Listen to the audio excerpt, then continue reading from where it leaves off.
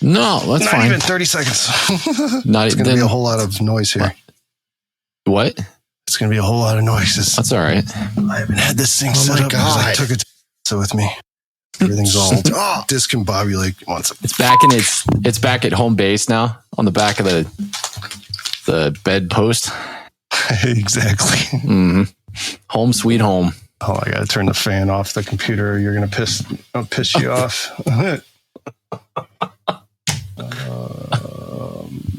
Balanced. So that way it shuts it off. Close that out. Jamie, did you have to drill into the bumper of the truck? I'm frozen, dude. You're frozen. Why is it? The lines aren't moving. That sounds cold. No, the lines aren't moving on the screen for me. Like where it shows the waveform, they're not moving. Yeah, it's just wait. Give it 2 seconds. What about now? Yeah, if you want to be able to just plug it into the bumper to charge it instead of popping your hood. Yeah, I can see everything. I almost refreshed, but that was pretty stupid. Never mind. No, it's your health check's fine. That's weird. It's not moving. I don't even see it. It just shows 3 lines. No, it's working over here. As long as it's working on your end. Famous last words. Oh. All right. So let's see here. Everything's off. That's off. Oh, gotta turn my mic settings on. God. I am so discombobulated right now. Why don't you slow down and take a breath, buddy? You've been pretty busy. Just sit back and enjoy the fruits of your labor. Yeah. Or better yet, time for that. Amber knows what to do. Just put her to work. She's doing it. She's making dinner. I got my 2 nieces with me, so they came from so they're staying with us for a week. Can they read? Yeah. Okay. Perfect. Can they read labels? I don't trust the new generation. The first number's a channel. Second number's a cue. Later. Read the label left to right. That's on. I got that, so I won't close it. And I know your slats are labeled. And I don't know if they're screwed down. They're screwed down. They're labeled though, right? The slats? No. You don't label? No. I label them as I go. Oh, I see. You label the board, don't you? Yeah. I don't label the slat. I label the board because that way I don't have to peel tape off of the slats. Oh, I gotcha. Plus, you can still, because I cover them with that. What's it called? Fire. The silicone wrap. Yeah. So that way you can still see the number. Dude, my brain's fried. It's been a long week. Nate was telling me he did all the cleanup.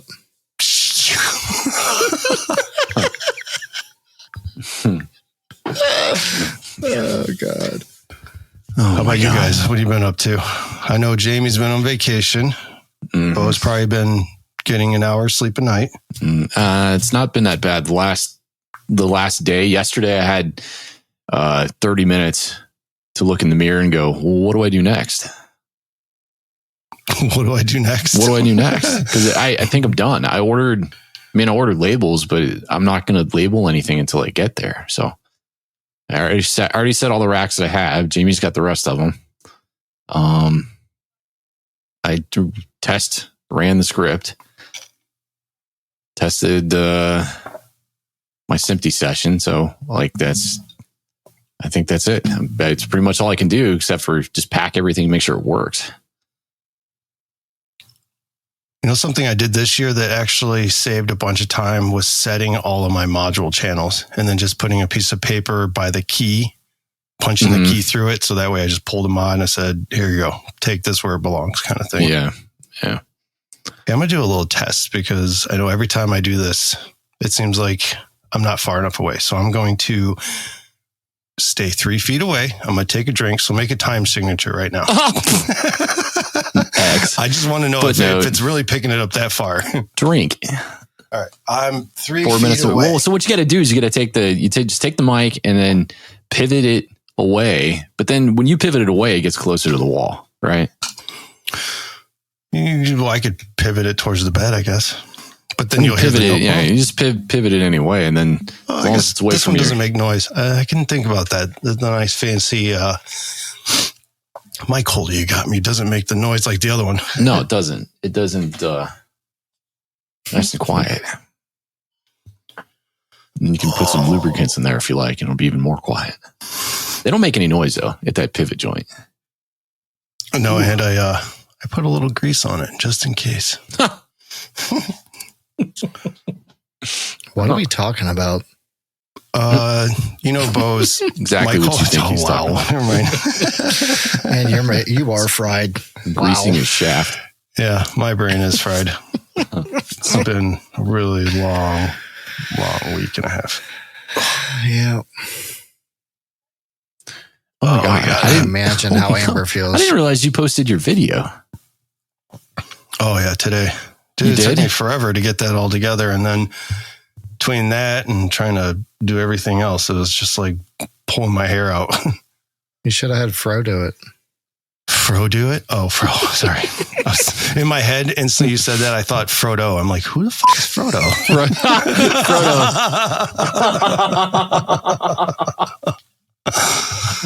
The Fro. Gotcha. Sorry.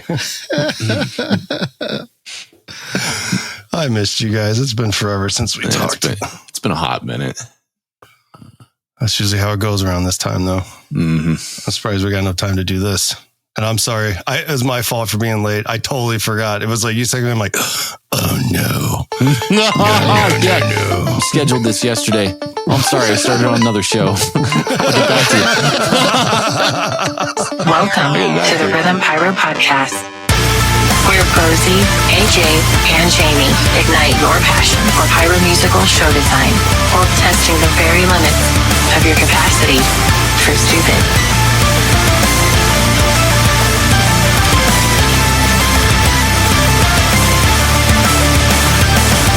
Welcome to the Rhythm Pyro Podcast. I'm Bo. That's AJ. Hola. That's Jamie. Hey. We're hobbyists and semi-professional pyro show designers. We're big fans of the modern pyro musical. And our little podcast is a place where you can get together and talk shop, fireworks art, share some tips, maybe some tricks, some news, just some really stupid things that we do. And if you think it's stupid, then just don't do it. If it sounds like a good idea, give it a shot. Let us know. Hey, good job. That was a really good one. Thank you. Appreciate that. It's the last go before the 4th. So I figured it's got to be good. It's got to be, yeah, right. Energetic. Yeah, right. We'll get in there and do some improvisation. Hey, I got a question for both of you guys. Uh-oh. Your firing system was an investment, right? Yes. Yeah. Yeah, Jamie. I mean, it's chump change to Jamie. That's a stupid question. But I mean, AJ, that's a lot of pesos. It's a lot of pesos, man. That's a good question. I'm going to do the math on that. Yeah, it sounds better when you say it in many pesos. Your firing system is a big investment, and it's an integral part of bringing your pyro musical from the computer screen to real life. So why not make your firing system your own with your own custom setups and slats, breakout boards, and other accessories from muuxBRD? Not only will muuxBRD improve your workflow, but your system will stand out on the shoot site or your next club shoot. CJ is a circuit board designer by day and has been shooting displays for over 25 years. If you need any accessories for your firing system, look no further and head over to muuxBRD.com. That's muuxBRD.com. Thanks, CJ, for sponsoring this week's episode. And he's an awesome guy. Absolutely. Good dude. Good. He does really quality work too, man. I like the custom ones that he does. Yeah, the custom ones are really cool. At Sky Wars, all the slats that he did for Richard's system that we use for your show. The custom ones? Yeah, totally. And this weekend, I used the slat tester once you have everything hooked up, just so you can double check continuity instead of pull out your module and a bunch of cables and doing all that stuff. Awesome, dude. Worked so great. It was just like, nice. Ever get done, plug it in, good, plug it in, good. Saves so much time in the field because it was already done before you had to bring it out there. So once you dropped it, you're like, good to go. The only problem I had this weekend was I was a dumb and connected C to D and D to C on a few mods. But thank God that D. What color were they? There's no color. This isn't Ignite. I figured they were. I don't know. I figured they were like written in color or something. That's why you screwed it up. I'm so happy though that the last. I just don't understand why this queue's not there. I don't understand. Well, I'm glad that the slats weren't full, or I wouldn't have figured that out, and I would have had 4 channels completely screwed. So Ooh. I was so happy about that. Who's responsible for that? You said you were the dumbass. Was it you? Did you do it? Yes, it was me. Okay. Sorry. And I'm going to blame it on the heat. Yeah, it's heat stroking. When I get to a certain point, 6 a.m. and set up, it'd been cooler. When you drink like 60 drinks and you only pee once, there's a lot of liquid coming out of you. What kind of drinks? Tan. I actually look Mexican for once. My heritage is coming through. Oh God. So the round table was cool. That was fun last week. Yeah, we were listening to it on Friday when we were setting everything up. Yeah, I had a couple hour drive to one of the social events for OPAG over the weekend, and I got to listen to it, and it was really cool. It's special. I don't listen to many of the episodes anymore when they're out, just because I listen to them when I edit. So like, there's just no point to do it. There's no point to do it again. So what was funny, like when I jumped into the app and kind of looked through it, it's like, hey, did you know that there's a new episode of the Rhythm Pyro podcast out? And then it's like, you have 15 episodes that you haven't listened to yet. I'm like, okay, well, Mark is red. And then I got to this one, listened to it, and it was a cool format. You know, it was really, really kind of loosey goosey. It was really cool to talk to John and Jason. All around, I felt it was a pretty good time. Oh, dude, we got to the part where Marshall was talking about kneeling down and yeah. We had it blaring out there. And as soon as that part come up, everybody just kind of turned and looked at you like, what are they talking about?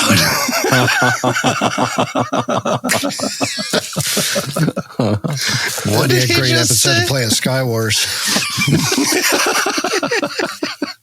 I thought for sure the feedback that we were going to get on that episode was like, this is too stupid. I can't understand what any of these guys are saying. They're all talking over each other. My mom would say that about every other episode, which is crazy because we don't really talk over each other that much. No, just every brief once in a while. Yeah.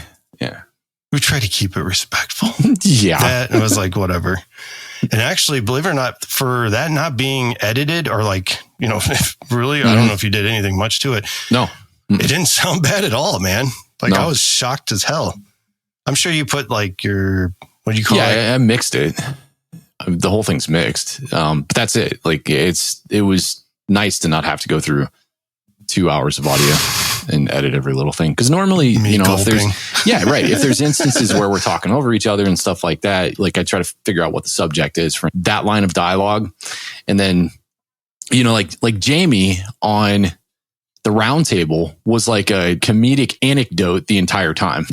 Anything that was said, it's like Jamie had a one-liner. He had like a one-liner response. In a normal episode, those would get tempered. I'm so glad Jamie's back. He's in his good mood now. Yeah, if you would like to join us on the show roundtables, it's going to be once a month. Head over to the Patreon, patreon.com/Rhythm Pyro. As a supporting member, you'll get elite status on the Discord server, and you will be the first to know when it's time for the Adult Swim. Rhythm Pyro podcast. We'll open up the show roundtable invites to the Patreon community before we go out to everybody else. I went to go click on minimize the screen here on Google, and it was on Facebook, and your post popped up on the Rhythm Pyro podcast. What are you doing, Bo? Oh, with the Crackle Wreck? I'm doing what you guys suggested many, many, many episodes ago. Look at you. I lifted the racks. I thought for sure that do you remember the things that Mike made for Skywars last year that he had Brian make? Yeah. Those legs, same ones. I got a hold of Brian. I was like, hey, do you have any of that stock? He's like, let me check. Let me check with the supplier, and then got back to me the next day. And he's like, yeah, I can do it. He's like, how many do you want to lift? And after I got my counts, I was like, I think I need 7 racks worth. And he got back to me. He was like, yeah, good to go. And he's so like, what's cool. your main angle there? Most of those are like 60 or 65. No, I mean the actual, like what you had to deduct pretty much. And so the whole thing's lifted to 30 degrees. Gotcha. Okay. So the Craigco rack, and I guess to describe this to people that are like, what the you guys talking What about? are they talking about? Well, go to the Rhythm Pyro podcast and look at the picture. Yeah. So there's like the Craigco racks natively sit flat, obviously, but your extreme left and right angles, you can angle those to whatever you like, up to whatever 90 degrees or however far you can torque it before you like hit the earth. But once you get past that first row, when you get over into the second rows and the rows next to it, you're limited to 55 degrees? Or it's 54. Yeah, close enough. You're limited to that degree, and you can't get beyond that. But Mike had this ingenious idea of, he was just like, just like lift the rack. So when we went to Sky Wars, like you guys had mentioned it before. I think Jamie, you did it. Jamie, yeah, with the 45 Jamie did degrees. it in practice on his 4x8. He just built this behemoth of pyramid, like a pyramid for racks, and all these Craigco racks, and the angles were just going everywhere. And it's like, well, that's a great idea, but all the while I'm looking at that thing like, I'm not going to build that. Did you check your math? Yeah, I'm not going to build it. I did. Okay. I did. I checked the math. But so, all right, well, let me get through this first. So the rack, when it tilts, you now have the ability to shoot at these extreme angles, and you can utilize the entire potential of the rack to shoot at these extreme angles. So what I had to do in years prior was temper my expectations for how many shots I kept at extreme angles, because I knew I only have 35 shot racks in configuration. So I know I've got 7 in this rack, and then I have another 7 in that rack. So when I was doing the design, I would be creative, but it was always in the back of my mind, like, well, this is going to suck. If I'm over 14 extreme angles, then I'm in a bad spot. Yeah, I'm in a bad spot because I essentially have to have another rack. And the footprint of the rack, because they're on rafts already, and the raft footprints, I don't have all that much real estate. They have to be a certain way. I can't just go nuts with it, because I have other things that I need to put on the raft too, that I have to be conscious about in the directions that things shoot, like slices, like those old, I have some of those old C-shape, Shoshim. I have some of those old C-shape slices, and, those have extreme angles on them. And like, I can't have that stuff, plinkoing against all my racks on the rafts. So this solution, when we went to Sky Wars last year, after you guys had suggested, just tilt the rack and then you can utilize like the full potential of these angles. Like, I'm thinking to myself, okay, this is an awesome idea. Maybe I'll build a platform or something. I'll get with Nick, and then we'll build like some kind of cool apparatus that maybe you can seat 2 racks on the sides, and those are going to be always at extreme angles, and then maybe have a spot on the top for 1 or 2 racks going crossways. But at Sky Wars, when we walked Mike's line, you essentially take 2 shots out of any Craigco rack, and it's the back 2 corner shots on whatever side. Pick a side, whichever way you want to angle it, and they're feet.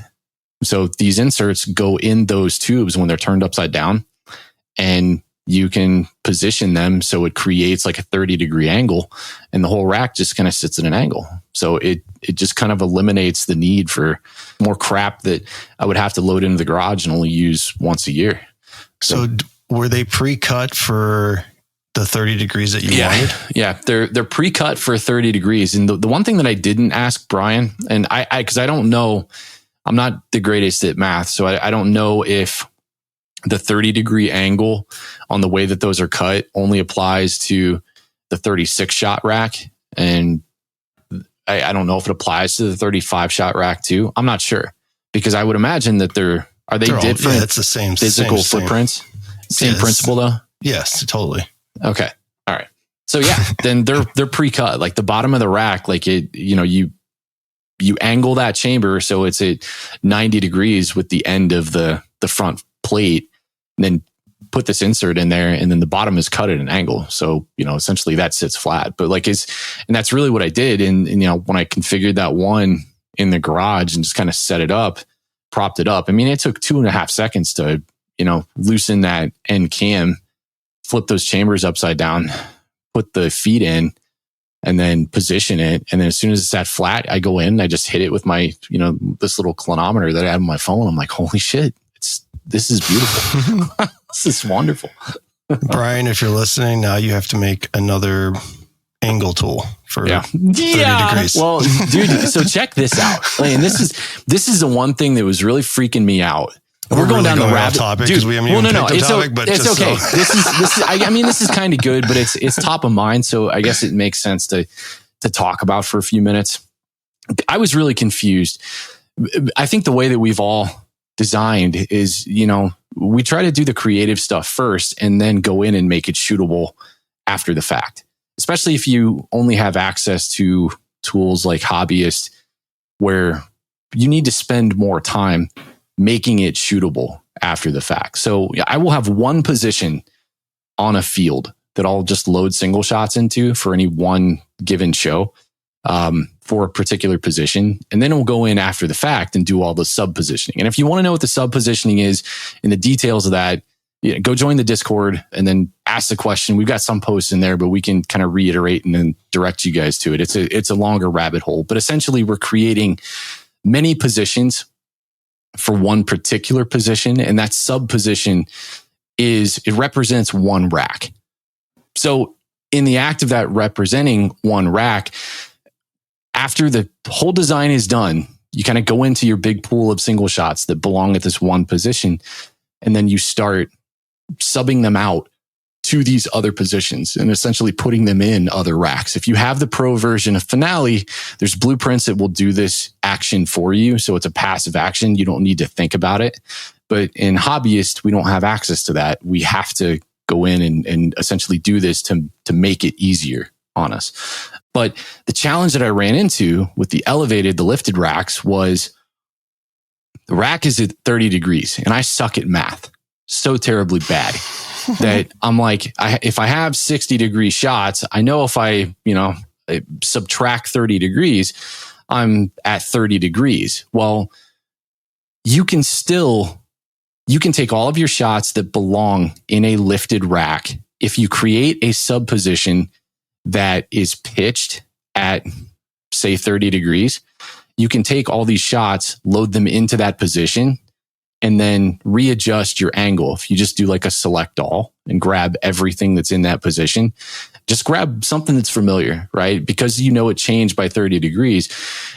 Grab a shot that you knew before was 60 degrees and then position it at 30 degrees. But as long as you have everything else selected with it, it's going to pitch itself and it's going to look how it's supposed to look. But the whole position is at 30 degrees. So check this out. This was the cool part. All of my setup paperwork after the fact, when I got to those racks, once the position is pitched and you have re-pitched the shots to the new angle, so what would before was 60 is now 30, you can use the old angle tool. You can set it up on a flat surface because all of your paperwork and labels are going to say, 30 degrees.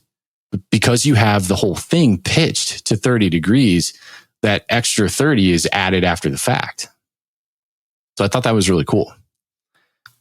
Yeah, that's pretty awesome, actually. Yeah. And I didn't think about it. And because I stumbled on that well after the fact, because I had no idea how to move everything from my primary I never used pitch position before, so yeah. Now I have a reason to. That's right. And then you can do something crazy. Like, what's the angle, the side of the angle on your pyramid? Like script the show. How many times did you have to go through and make sure, all right, I only have 33 shots. Oh, dude, I was sweating. I was sweating bullets when I was doing the sub positioning I knew that it took 2 chambers to apply the feet. So I actually went into my notes in Finale, and this was the first time that I did this in Finale and didn't make a separate spreadsheet for it, but I just used like the note column in the positions window to notate a couple of things, whether it was a 35 shot rack or a 36 shot rack. So it allowed me to keep a count of all of the racks that I had in the show. Because in Finale, Right. when you go in and type, like I just typed 35, and then it would show me all of my 35 shot racks. And I know that I only have 11 of them, and 10 if you count like the one I like to keep clean for like ball pictures and stuff. So I never use it. That one that you and Dad bought me for Christmas last year, it's still downstairs. I've never shot anything out of it. That's pretty funny. Yeah, right. Right. Every time I look at it, That's I'm an like, expensive piece of that's right. showcase piece. That's right. It's a showcase rack. Remember Yeah, mine looked I like mean- that. Hey, there's a good idea for Finale. They could do that. It's every time you select, like easy one, if you select F1 and you make a position for F1, every time you click on F1, kind of like where Cobra Show Creator automatically, what do they call it? Queue incrementing? How do you Like a is that what it is? hotkey to select the position, you mean? Well, I mean, like when you type in F1, that's your position. Like Yeah. for when you in CSE, when you type in, channel 1, it'll automatically choose the next available queue in its place. Well, in Finale 3D, if you select F1, it'll put like on a little note column 1. And when you select again, it'll automatically do 2 and let you know, hey, here's how many shots you have at that one. So when you're Yeah. filling it Can't in, do Yeah, the pro yeah. version. that'd be really awesome Yeah. because then you Well- wouldn't have to go back and double check everything. Yeah. And I do like because you were saying earlier about how it's like, is it nerve wracking to try to remember, keep 2 chambers empty? And the answer to that, the first couple of times I did it was, yeah, it was really kind of, because I wasn't quite sure. I knew that I needed at least 2 chambers on the ends to apply the feet, but I wasn't sure how that was going to affect all of the angles in the rack. Now, theoretically, it really shouldn't, right? Because if everything is like a 30-degree angle or above and everything's kind of going the same way, you're really never going to have any conflicts. So, I mean, I did it once or twice. What really made me sweat the most was moving things to the lifted racks and then applying the pitch to the new sub position, and then like methodically going through those racks, selecting everything. Cause I had to filter to make sure that I was only looking at everything in that one specific rack. Because I was so worried that maybe like I had a phantom filter on somewhere, or like I missed a shot and like I had selected something from a couple of racks and then repitched everything. Cause I did that last year during Angel Wings, and it killed 2 days worth of my design. And it wasn't even supposed to be design. It was past design, and it was into like logistics and setup and making it set up. But I was so frustrated because I had been so used to sub positioning, and you get comfortable doing a task and you just start to kind of care. Like you just put yourself on autopilot and figure that you're doing it right. I had done every single sub position, and I had screwed up one sub position at the very beginning of the whole ordeal. And I had moved things like out of their position. Like if I had stuff at F1, it was in like F2 or F3. Like it was bad. I had a typo or two. And like when you don't know where something was supposed to have gone, like I had to completely revert a ton of the design. And that's what sucked. So I was really apprehensive at first. And, I was like just really methodically kind of sat there. Not very often will I sit in front of the computer and just kind of do a, like my dad, where I'm just like staring at the screen like, okay, I make this move. Then I do that. Then we'll be here. So this year's show has a lot of extreme angles, huh? Yeah. Well, I'm using trough racks this year too. I'm building little trough racks for the 22s and the 20s. This really cool blanketing effect across the lake. It's really the only thing that's different from this year's show to previous years. I've never done anything like that. But I think I had the green strobing mines from Raccoon, and then the gold strobing mines from Raccoon. I'm like, these would be really cool. But what would be even cooler is if like they're all just kind of like blanketing and doing their thing together, like on a super low level. Like they pop on a beat, and then you just see like this blanket of strobe that goes off right above the water. I thought that'd be really cool. Nice. So, yeah, we'll see. It'll probably look like shit, but we'll see. You don't know until you do it. But I committed to it hardcore because I did it once or twice in the sim, and I'm like, man, that looks awesome. So then, of course, I did it 400 times in other spots. I'm like, okay, well, we're all in now. It's gonna work. All right, ain't gonna work. It's gonna work, and if it doesn't, I'm never gonna do it again. Oh God. That's cool, man, though. Sorry. Yeah, sorry. I didn't mean to totally revert all that for 20 minutes, but that's fine. I saw it. I was like, hey, what's that? Yeah. Well, I'm just glad that there's an easy solution to do it.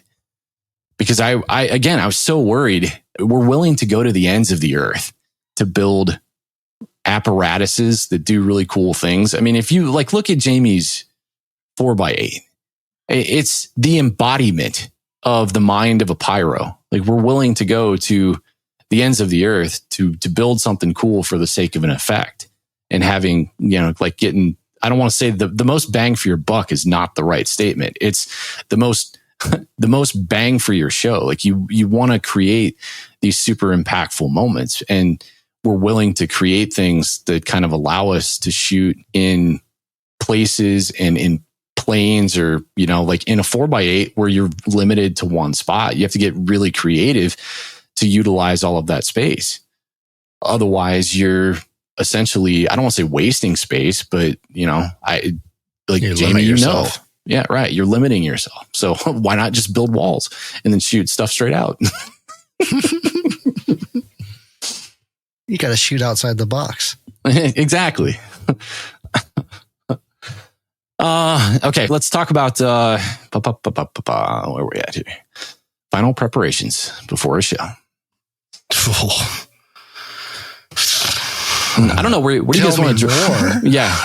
Where do you guys want to draw this line? Because I feel like we have to draw a line somewhere. I think that gray area is pretty big. Yeah, I was going to say there's the prep section. There's the day of the show. There's the day of setup. Or which part? I think the traveling preparations are the worst, because if you get to your shoot site and it's hours away and you forgot something, yeah. Mm-hmm. Yeah, or I'm glad Bo sent me some cables, because I'd have been screwed this year. Did you run out? Well, because I did the collect into this slat, out of that slat, into another slat, just to make life easier, and didn't even think about it. And I was like, oh no, I only have 4 extra cables and I need 12. So what do I do? And I'm like, what do you know? I still have those cables in my trailer that Bo sent me. Perfect. Lifesaver. Yeah. I thought about doing that for the, well, did you find that it actually made it easier? I can imagine the answer to that question has to be yes, because you can put stuff in the same position and just kind of daisy chain it together with another slat, put it on that queue, and then you're just in a position where you've daisy chained slats together, and it saves your physical setup. Yeah. It was more of like the cake boards, because I had queues available there for slices. So, and I didn't have room on the board for that slice and something to brace it up against. So I was able to use a smaller board and just, still keep it farther back from the cakes and off of that board. So it's easier for that kind of setup. Where I'm really going to utilize that is the show coming up, where all of the front positions, I used cues off of that for like flames, gerbs, and all that kind of thing. Yeah. So I'm going to come off of a quick plug slat to a standard slat, because that makes life so much easier. And then just click, you know what I mean? You're good to go. That's awesome. Did you have any issues with amperage or no fires because of daisy chaining? No, not on there whatsoever. That's awesome. I only had 3 not fire, and the match didn't go, but I think it was on the towers, and it was when I was flinging them around like left and right, and they were going nuts. So, and it was only on, what was it? That was the one So I had the first 2 towers were separated with 36s, so like half and half kind of thing. Those were fine. But the one I had a 72 on, so I was supporting that thing going wild on it, popping 6, 7, 8 Qs at one time. So walking it up the tower and then spinning it around, and so that was probably my fault. What was that? What was that movie where that lady screams at the deaf lady to check her battery? She's talking about her bell tone. Check your battery. What's the? Oh God, you're driving me nuts. It's the Nun movie. Oh yeah, that's Sister Act. Yes. Check your battery, Velma, or whatever. It is. Yeah. Check your battery. Oh my God. Oh, that's awesome that you only had 3 though. Yeah. What resolution did you have between Qs? Hold on, I'll look one up for you, but they were quick. It was under the recommended. So really, that's awesome. That still work though. Are you on the Rev D batteries, or is that the new E's? I only have 2 new mods with the new E's in it, so that was not. It was on the D's. That's awesome. And see, that makes me feel good. That should make a lot of people feel good. Do you know if that was a newer cell? Newer? What do you mean newer cell? Like, when's the last time you replaced that particular battery? There's only 2 mods that I've ever replaced the LiPo on. And actually the mods that I bought in 2018, my very first ones, they're still in the same LiPo. Still holding charge, still popping off Qs like they're supposed to. Awesome. I've only had 2 where like it must have been whatever they put in the battery to like the circuitry or whatever in it. Yeah. It must have been bad because they drained while they were in storage, just those 2. And they went completely to 0. So once they replaced them for me, they've been fine since. Yeah. Yeah. Well, I mean, that's kind of a good segue into hardware preparation as far as checking your battery health going into a show. What procedures do you guys use with your Cobra to check your batteries before a show? Oh, I turn all of mine on and arm them and just let them sit there for a couple hours. And if they come back to them and check them and make sure one of them didn't drop a bunch of P's, and then we're good to go. Do you let it go to sleep, or do you you turn the 18R? Oh, no, 18R, it's armed. Everything's armed. Yeah, cool. Total 100% ready to like pop a Q kind of thing, and just let it sit there and walk away and go do some other shit. Nice. So what's your threshold for pain on that? If you come back, say you had an entire table of P9s, 1Ps and 2P across the table on all your mods, and then you come back and you have, what should you have? The lowest, so at a P9 fully charged, if I leave everything on, and I've never gone actually over maybe an hour and a half tops. Usually it's just an hour. I'll go back because, I mean, who has them armed for more than an hour? Yeah. So I had them armed and I dropped like maybe 1P. If I saw like 3, then I probably wouldn't worry. I'd just keep it going to see what would happen. But I probably wouldn't worry about it too much past that. If it went past that point, then I'd be like, let's change this one out just in case. That's great. What was what was Chad talking about on? Do you remember what he said on our group chat? Cobra recommended doing something with multimeters to check amperage and output. I think it was just popping I think it was just popping Qs, but the methodology that you use, like I like that because it's active in the sense that you walk up to your gear, you turn it on, you let it do its thing, and then you just come back and kind of assess where you're at. But the process for checking the battery health that Chad said Cobra recommended to him seemed a little more involved than that. I remember him, but I don't remember the process, to be completely honest with you. Man, I want to say it was the one that jumped out at me was just checking, popping Qs and then taking a look at the voltage and the amps that the modules are outputting. And I guess it's supposed to differ on the 18Ms and the multi-channel mods. 72 and 36 are similar.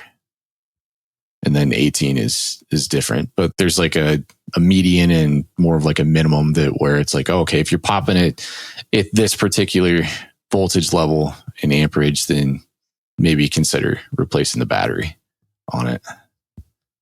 But somebody call Chad. No, I'll make a note here to jump into Just the send thing your and put modules that to in the Chad. Discord. Yeah. Battery health check. Post, Discord, Facebook. Yeah, Jamie, when you're not working on the backhoe, you can do that. Sounds fun. I just send my modules to Chad.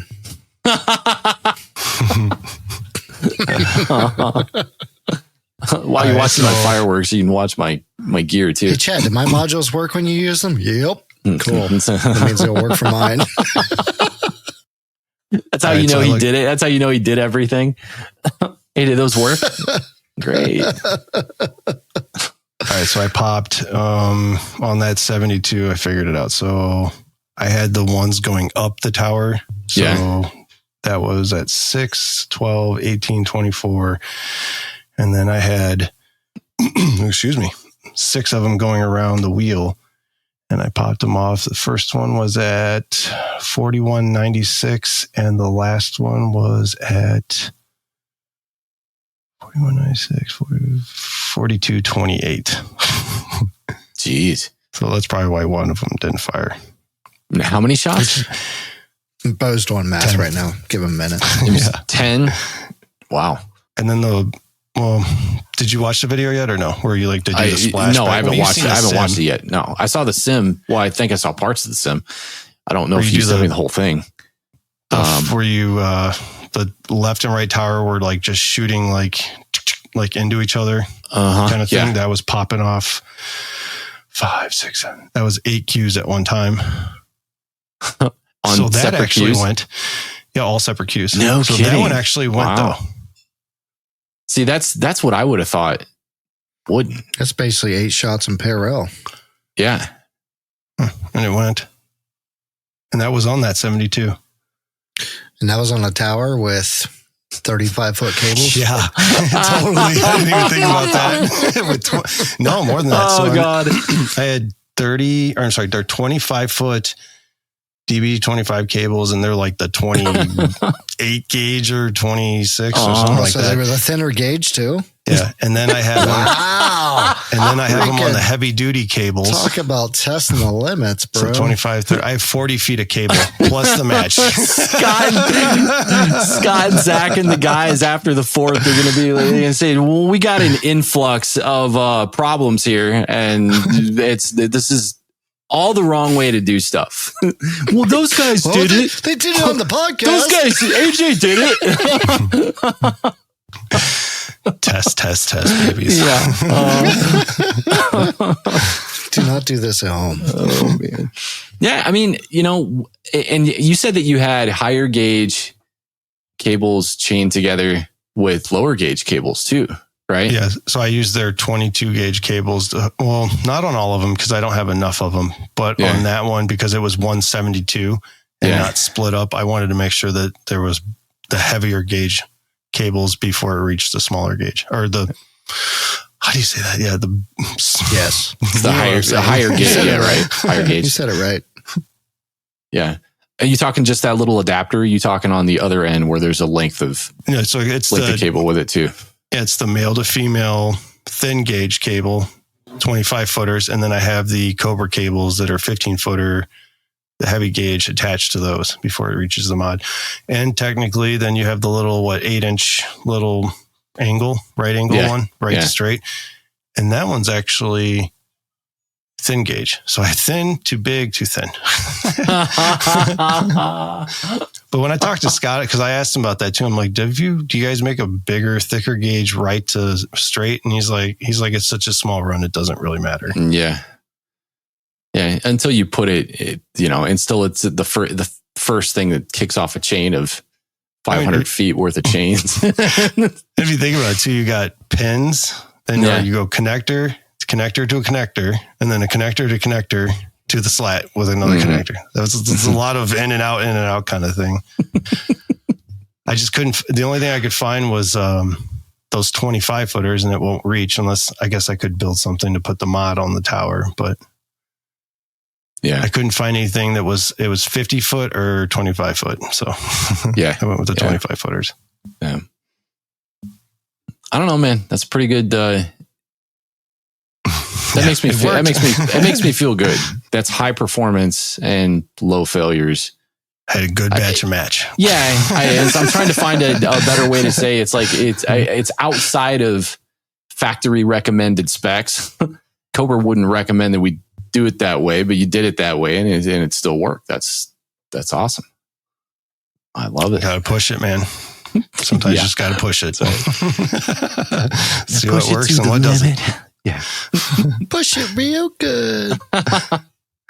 There was one in the body. I had Q. It was the very first Q. I'm sorry. It was the very first Q of the show of the body. And we were testing it. It wouldn't work. And I was like, I didn't have another cable. Like I said, I was done. I had no more cables. And I was like, well, it's either the cable or it's the slat. And fuck it. Just let it go. It's one Q. I don't even. So technically I had 3 not go, but that's only because I knew that one was a go. But it was the cable. When I got home, it was an old cheapy cable that I had. And it was just a cable. I think that's how you more or less know that you've reached the peak of your pyro maturity. is when you get to the show and you're like, you know what? I just don't give a shit. It's one. It's just one. No, it's 0.01%. But bro, you don't understand. That's my run of 50 shots in a row, making some wild pattern with 22s that are only going to exist. In the body. That's why I didn't care. It was just lighting one full cake. So I was like, at that point, if it had been like in the musical, I'd have been like, swap cables, pull one off somewhere. That's a different story. Speaking of cables, how do you check your cables, AJ? Bosey's cable tester. Yeah, not in circulation. Don't you wish you had one? I don't check them, actually. I give it to Chasen to do it. He likes doing it. So when do you do that in your process? Do you do that before a show and after a show? Every show. It's nice because it's something I don't have to do. Yeah, just hand it off to the kid and be like, "Here you go." And he thinks it's fun. The drill. It's fun. He's like, hook it up, push the button, lights. That's all the few days before the show thing when checking cables, sitting on the couch, watching TV or something. The wife's helping. We're just wrapping them back up, putting them in the tote, getting them all organized, making sure we got the right amount that needs to go, testing at the same time. Once that tote's full, it's ready to go on the trailer. Yeah, right. You're done with it. You check it off and then into circulation it goes at that point. Yep. Yeah. I'd say definitely another thing, like what Jamie just said, is counting your cables and making sure you have enough. And if you do anything like I did where you're daisy chaining, think about that and add that into your list. Because it's easy to be like, oh, I got 65 channels. I need 65 cables. But you need more cables. You gotta order some more. It sounds weird too, and I know there's people that might listen to this and think to themselves like, "Oh, well, listen to these guys. Like, must be a nice problem to have." Where it's like, "Oh, you forget to count your stuff. You don't even know if you have enough to shoot your show with." But over the course of your journey, you're going to accumulate gear and friends. See, this is almost like as a call to do not as we've done or just be better about it, because I've done it before too, where I know how many channels I have in my system, but one thing that I know I'm bad at, you have to understand how to recognize what you suck at. And I'm chief most at being cognizant of what I suck at. I'm very bad about knowing, well, how many slats do I have? How much loss have I had when it comes to slats over the years? Because I've had slats that either have broken or thrown them away or didn't replace them. I have slats that are out of commission because I have bad cues that haven't been fixed yet. At one point in a perfect world, if you have a bunch of multi-channel modules and then you have a bunch of slats and cables to support that same count, but then over the years, all of a sudden, maybe you don't have that anymore, then you could very well potentially run into a situation where if you're only keeping track of your modules and your counts, you get to a spot where you're like, oh no, I'm a cable short. When you do creative things like you were saying, AJ, like to chain things together to try to make an easier setup. I think I did something similar last year at the lake, not the chaining. I got really crazy with the slats and the cables, and it wasn't through chaining. It was, I wound up using some of my gear on the dock to shoot the intro rather than use Dad's gear. And I already had things wired up to quick plug slats. And then I realized after the fact, I'm like, okay, I need to go over and pull all of those completely from the board because I'm down to my last board on the Pyro musical on the lake and I'm out of cables. So I have to use wire to board on the intro. I can't use this. Inventory too. I think, was it 3 or 4 weeks ago when I asked you for some more slats? Because when I got done last year from Skywars, I either miscounted or just decided, no, they're all here kind of thing. And it wasn't until this year when I went through all my gear, I'm like, I'm missing slats. Where'd they go? Send me some. They're in here somewhere. I know it. They gotta be. CJ, quick, go look in the truck. Yeah. You gotta be in there. They're in the garbage probably somewhere. Don't look for them. I know you threw them away accidentally. It's coming out of your allowance.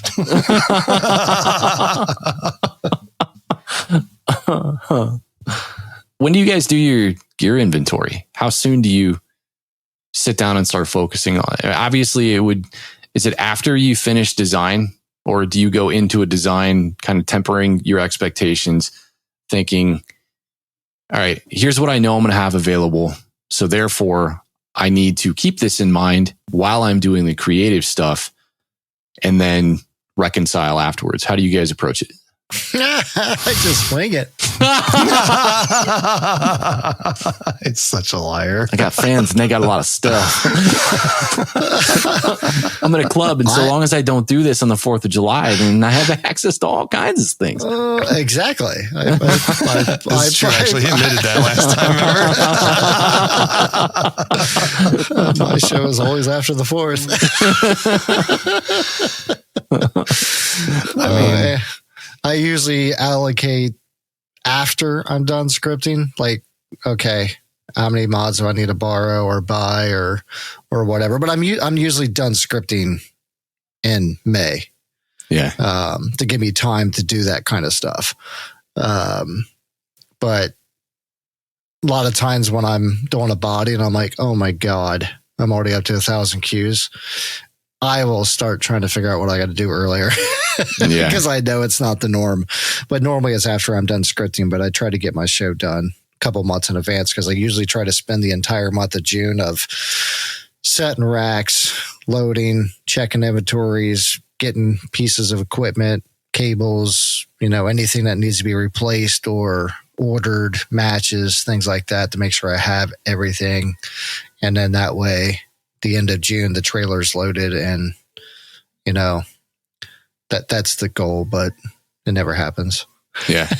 It never happens. Well, now I got 2 trailers. It could happen. Oh my God. More people to do more things inside all those trailers so you can really maximize the space. Yes. Note to self, I wish I got a white trailer instead of a black one. I'll take the white one. I don't care what color it is. As long as it's bigger than the trailer I have, I'll take your old one. I hate your trailer. My head still hurts from hitting my head on that thing. Every time I get out of your trailer, I smack my head on that door. His trailer about your trailer. I smacked the shit out of my head at your house. Remember that? Oh, I'm talking about his back end. Yeah, I did that. I've only done it a couple of times on the door of my trailer because I normally step down, but instead of just walk straight out. The AJ's trailer is the only one that hasn't tried to kill me here. Yeah, actually, it tried killing me though. This weekend, I found the back door, the top part. There's a metal, like sheet metal that's pretty much in the top, and it covers like the wiring in the back. Oh. They must have miscut it just very, very, exactly. It was sharp. And then coming out of the trailer and I lifted my arm up and slit a big slit in the side of my arm. And it was one of those, I'm like, oh, that's deep. And it didn't bleed at all, really. I'm like, well, maybe I'm okay. Nope. Started pouring. I'm like, and maybe I need stitches. That's some Final Destination stuff, man. So I'm like, I gotta go buy some L-shaped aluminum now. I thought you were going to say something funny like, I bumped my elbow on the way out the door. I caught it on that little keyhole thing and it really hurt. That's way worse. Amber's the one with bruises. She's got 2 huge bruises on her arm and one on her leg. And we saw them after cleanup. And she's like, do you see this? I'm like, what'd you do? She's like, I have no idea. I'm like, really? That's when she says everything. What haven't I done? What hasn't this trailer done to me, Alfredo? She was a hard worker this weekend. Speaking of, somebody's got to be. She is right now. Thanks for the milk, honey. Appreciate it. She was a real hard worker this weekend. Thanks for the sandwich, babe.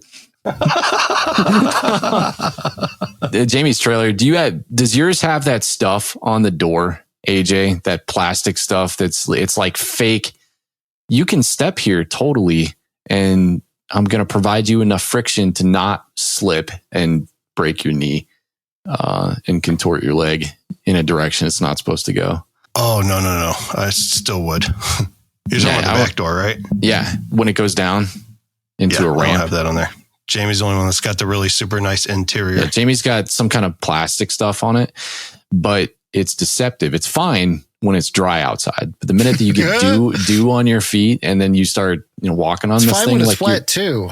Nope. Not when it's frosty. Nope. Not when it's frosty. Down he goes. Oh my God, that was bad. That was bad. Worse than literally, I knew it. I tried to flat foot off that ramp, and oh man, my tailbone still hurts from that. Nathan was talking about putting on his trailer. I was like, just don't step on it in the wintertime. Because I used it for my mowers, and it drove up that stuff just fine in the rain too. Amber did that at the Christmas tree farm. Oh, excuse me. When we were stepped out the trailer and then bit it. No, she was coming down the back door, and we were all wearing like the rubber boots because it was wet out from the snow and everything. And she came from inside the trailer down the ramp, and boom! It was like the end of the night. We're almost done cleaning up, and I was like, "Oh!" Got home the next morning. She woke up just football size bruise.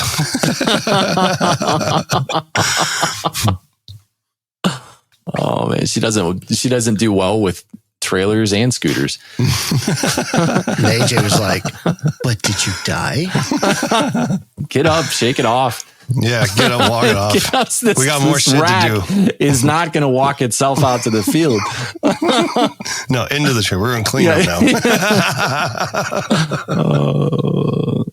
So I asked this question in Discord yesterday too, and I got a plethora of different responses back. And if anything was to be derived from the responses in Discord, what I thought was really cool about the responses was they're all over the place. So it just goes to show you that this whole process of what's considered final setup or final stages of setup differs with every single pyro. And that's why I think when we preface this at the very beginning of how vast that gray area is, getting a pyro show off the ground is a series of a ton of steps, from step 1 all the way to step 10,000. You have so many little things that have to happen in a specific order to get you there. So, and your own order too. I mean, that's why I always say like pyro is like sex. Everybody their own way. You know what I mean? What works for me might not work for you. All right, let me read some of the ones that we've seen on the Discord here. Okay, so Fred, the Satan worshiper, said one thing that he likes to do is print extra set of labels, but on normal paper. Sometimes it's a little easier than looking through other reports if something bad happens to the label. That's interesting. And cheaper. It is cheaper. The last few years, I've actually... because I used to do the whole binder thing with reports and ton, like, Q sheets that are 20 or 30 pages long and all that other kind of stuff. And then I realized I'm like, if it's a smaller show and I don't have a ton of information to convey to people, there was really no point in having that. So I stopped doing that a number of years ago, and I actually just like take the laptop, and if I am working on a particular item, I'll either have my finale script right there, or I'll have my label sheet pulled up, and then, just use the snot out of Control F to do like finds on the label sheet. So if like, when you get to the point where your labels are just scattered everywhere, and you're like, oh my God, where's page 7? It was nice to know exactly what page the label was supposed to be on. And if so facto, like you don't spend half an hour looking for page 7 if a day and a half later, you're finally to that part where you were going to get rid of the last label on page 7, and then you can no longer find it. You can just go, oh, okay, well, here's my finale script, or here's my label sheet. Now I know exactly what cue this was supposed to be. Just write it down in marker and then move on with your life. Paper admin. Do you guys still do any of that? AJ, I know you do it to a degree. Jamie, I don't know about you. Not really. I'll typically have like a map, like where I've drawn where my positions are, my modules, channels. Because I've always had an issue with control panel. I'm super excited about the new one, but worked awesome. I can't wait to use it. I've used the computer now. Yeah, I stopped printing stuff because it was getting lost. But I'll laminate a couple shoot site maps. Yep.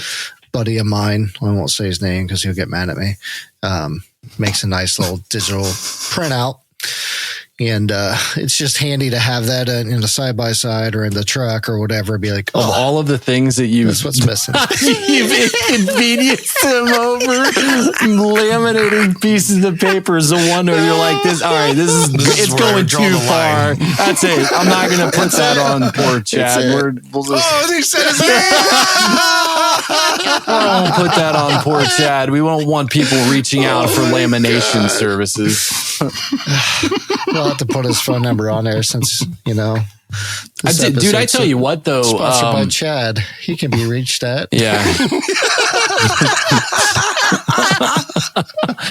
Those shoot site maps that he does, because, he's fluent in CAD, being a mechanical engineer. They're awesome, man. I think the first time I saw one that he had done was it your show last year? Yeah, I set everything up and sent it to him, and about an hour later, he sent it back to me. He's like, dear God, dude, that was fast. It took me 4 hours just to draw it.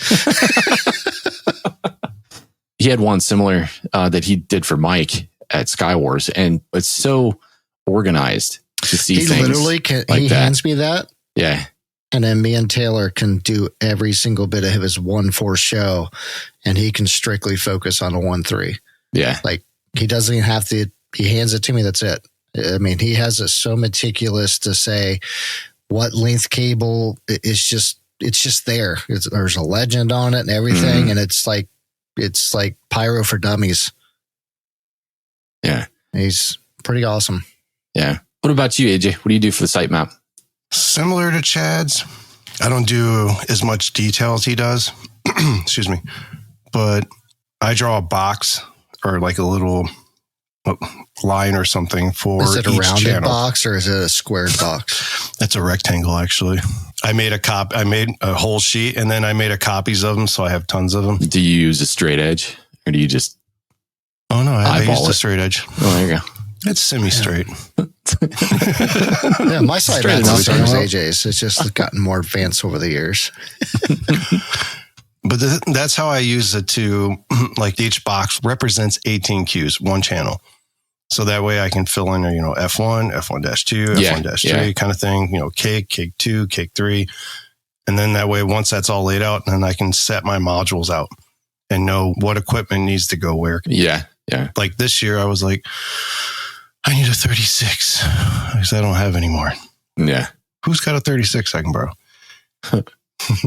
No one around here that I know of, at least. You should move. I should move. There you go. Do your show in the same place, just move. And then the answer to that question is easy. Grab Doug and move closer.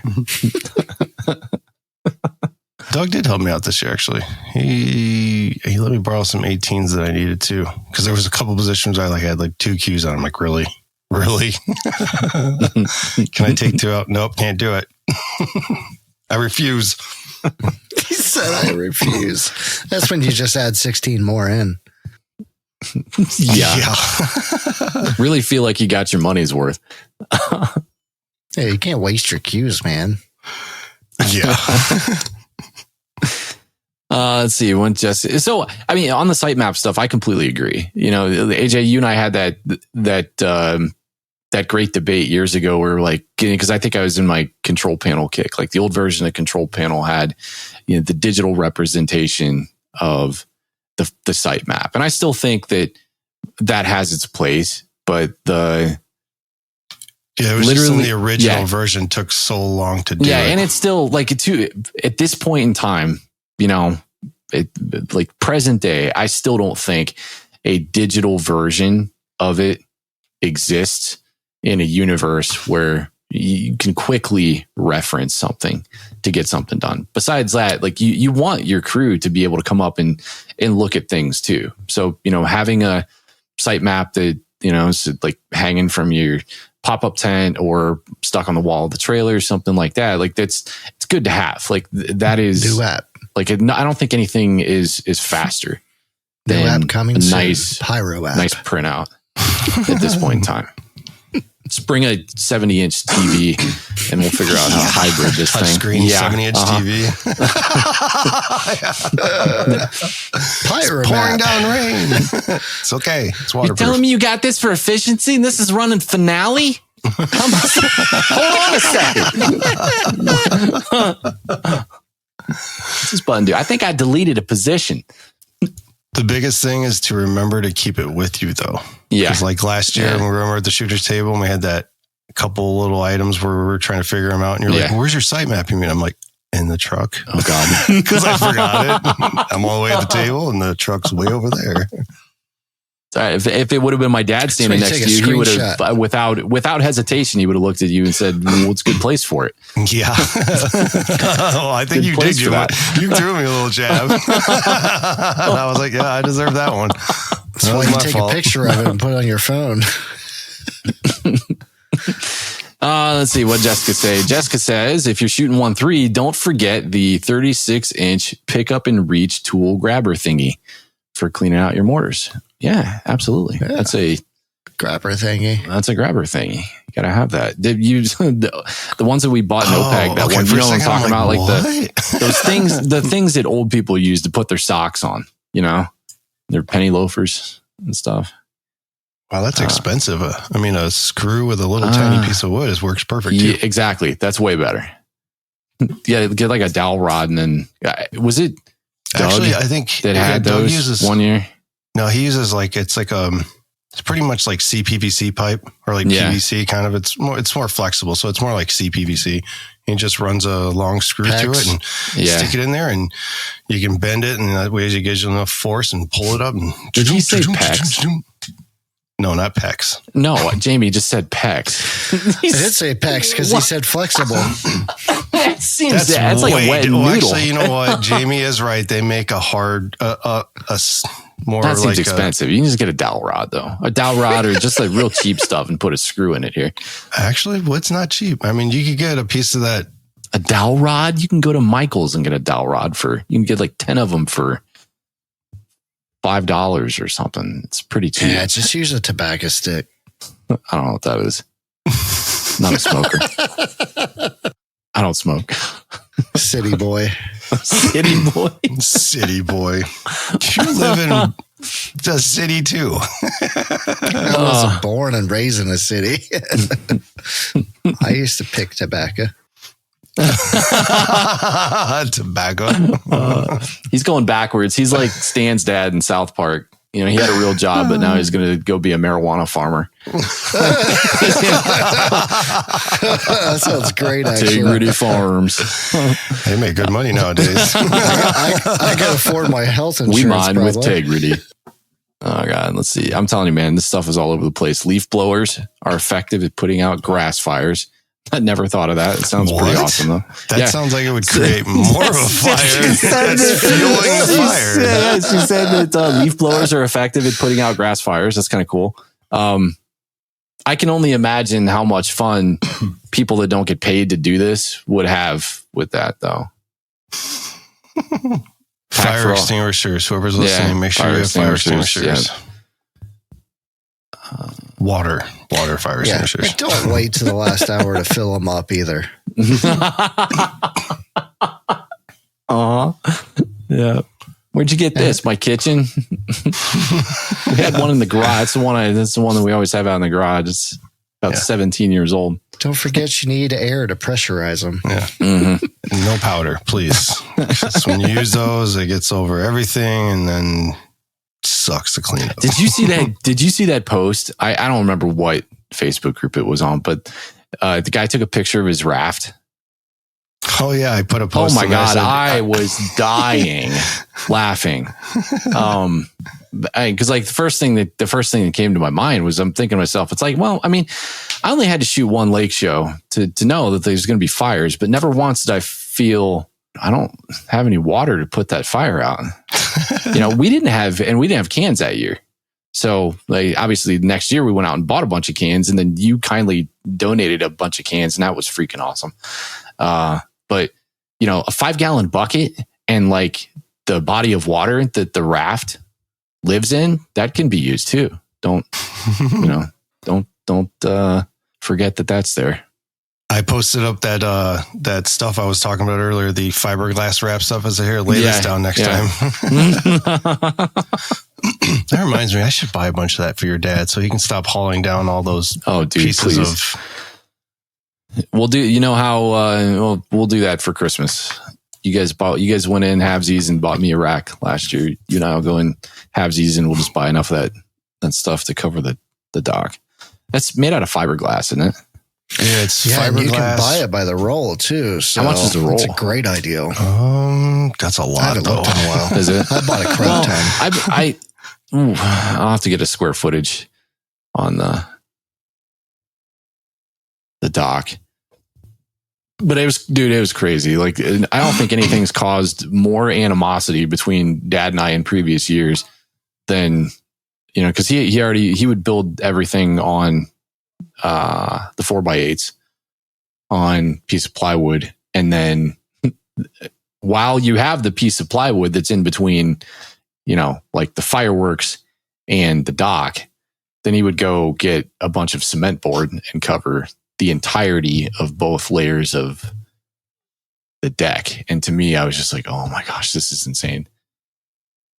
There's got to be an easier way to do this. Why isn't the price heavy too? What is they're insanely heavy. Yeah, I remember. You want us to do what? You just take this out and the show's in 2 hours. Well, no, that's why you got to take this out. Put it on the dock. What's 4x8 for?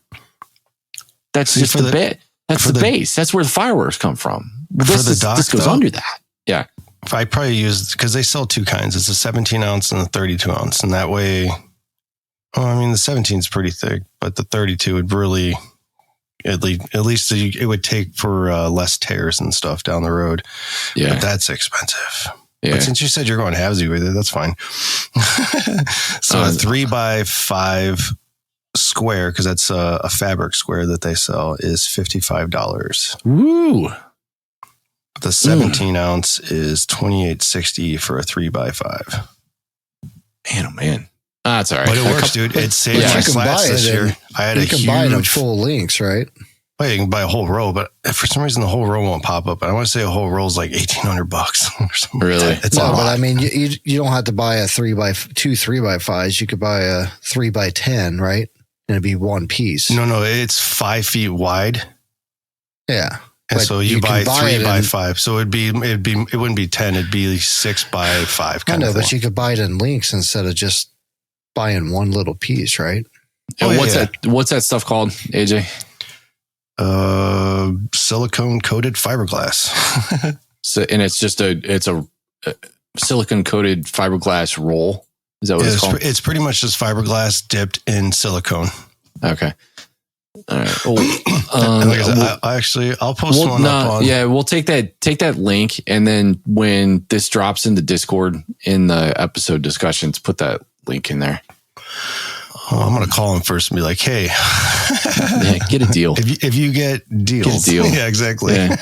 Do that thing that you do. I'm going to send you some stuff. Do that thing that you do. I'm going to send you some freaking business. I got some people for you. But I'll send a picture also of what it looks like when a real fire goes crazy and how it saved my slats this year. Because the two that I covered, whatever happened, the fire caught during the middle of the first musical, and just right at the end when we went to go put it out, I said, screw it, just let it go. We got another 2.5 minutes. Just let it burn. Yeah. Then we went to go put it out. The whole top the silicone burned, but it didn't burn through the fiberglass. So the bottom silicone was still there. Oh, that's cool. Slat was perfect. No problems. That piece is trash now, but yeah, that little, I don't know, what was it? Maybe 16 by 8-inch little piece that I used there. Yeah. Saved me $80. That's awesome. That's awesome. Now I just got to learn how to wrap it around my cables. Because that's the big thing that I always find now is like little burns on all the cables. Oh, yeah. That's all right. The cables are super cheap. If it looks like that outer sheathing is penetrated, then I toss it. I throw it away and just buy a new one because they're only a couple of bucks. But now if it was like if it was one of the Cobra cables or like the heavy duties, then that would hurt way more. It does. Yeah. Let's see. Curtis and Jessica both said bring a dry change of clothes. That's a really good idea. Socks, especially. Yeah. And a comfy pair of shoes for when you're done working in the field. Yeah. Some Vaseline. A little chafing going on. Yeah. Your ankle brace. Yeah. Why do you have that? Why do you got that stupid Segway? It prevents chafing. I no longer have to walk. Let's see. Oh, we kind of talked about cameras before. Yeah, getting things set up in the daytime to film your show. Dedicate time to it. I mean, if you have regrets every single year about not having footage of your show, and you kind of look back on things and go, man, this really sucks. I wish that I had footage of the show. But dedicate 20 minutes to it. $2,000 drone. I never got to use it in 4 years. You almost couldn't use it again. Actually, from the sounds of yesterday. Was it yesterday's text messages? That thing caught my today? hand, man. Really? It hit the cats. It took off, went toward the entertainment stand. Oh, God. I grabbed it. But you did it in the house. And it landed on the cats. No, I was updating it. And I just happened to accidentally take off. Yeah. Well, then here's another thing with the drones for people that do have DJIs. Make sure you sign into your account. If you're like me, where you use an old phone that doesn't have internet access to it, DJI now requires you to sign into your account at least every 30 days. If not, you have to sign in or it won't let you fly above 75 feet. It'll let you go back and, far distances, but it won't let you go any higher than 75 feet. Ask me how I found that out. The hard way. Weird. How'd you get around it? Did you have to? No, you just have to sign in. So when I did that wedding last I got year, you. So it requires that you're signed in order to hit max altitude.